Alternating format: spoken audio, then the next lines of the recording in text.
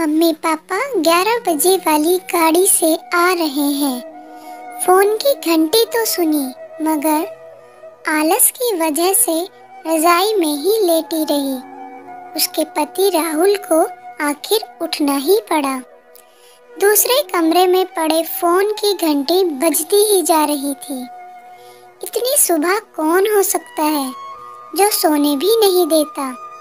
इसी चिड़चिड़ाहट में उसने फोन उठाया। हेलो, कौन?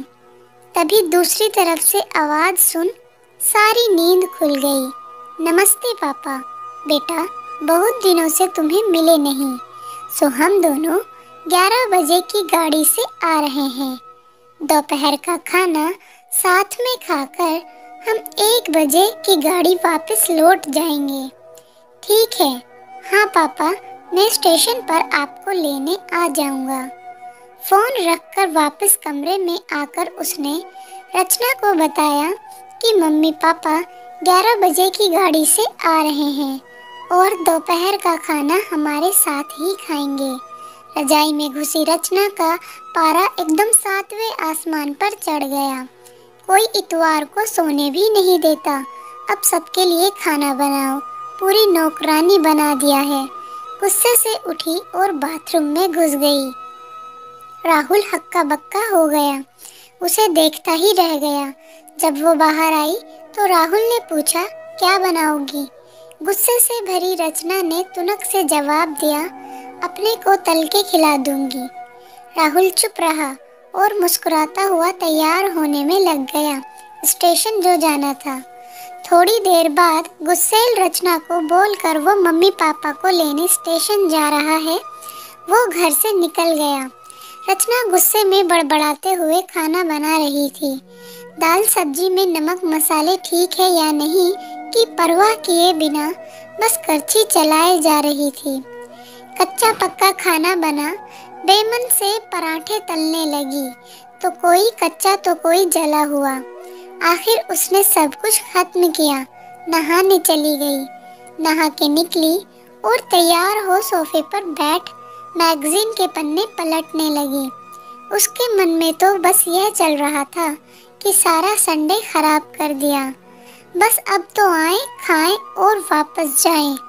थोड़ी देर में घर की घंटी बजी तो बड़े बेमन से उठी और दरवाजा खोला। दरवाजा खुलते ही उसकी आंखें हैरानी से फटी की फटी रह गई और मुंह से एक शब्द भी नहीं निकल सका।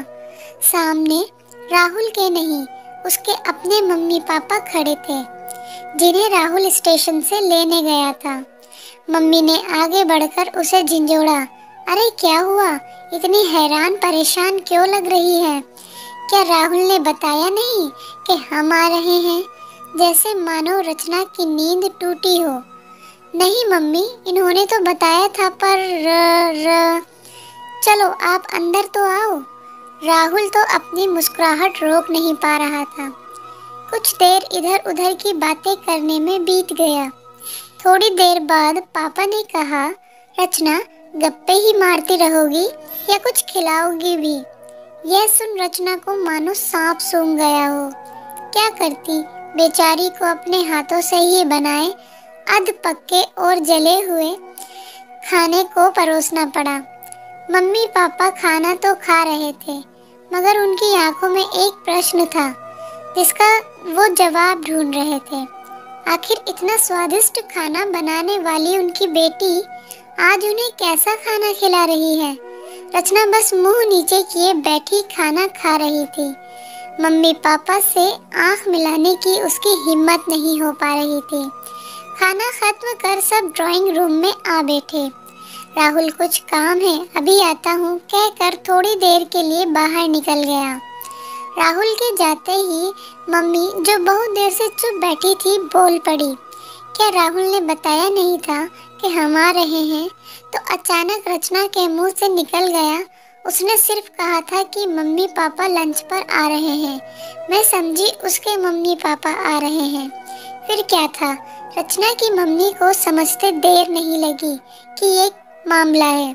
बहुत दुखी मन से उन्होंने रचना को समझाया, बेटी, हम हो या उसके मम्मी पापा, तुम्हें तो बराबर का सम्मान करना चाहिए। मम्मी पापा क्या कोई भी घर आए तो खुशी खुशी अपनी हैसियत के मुताबिक उसकी सेवा करो। बेटी, जितना किसी को सम्मान दोगी उतना तुम्हें ही प्यार और इज्जत मिलेगी। जैसे राहुल हमारी इज्जत करता है, उसी तरह तुम्हें भी उसके माता पिता और संबंधियों की इज्जत करनी चाहिए। रिश्ता कोई भी हो, हमारा हो या उसका, कोई फर्क नहीं करना। रचना की आंखों में आंसू आ गए और अपने को शर्मिंदा महसूस कर उसने मम्मी को वचन दिया कि आज के बाद फिर ऐसा कभी नहीं होगा। आज की कहानी पसंद आई हो तो चैनल को सब्सक्राइब और वीडियो को लाइक जरूर करें। धन्यवाद।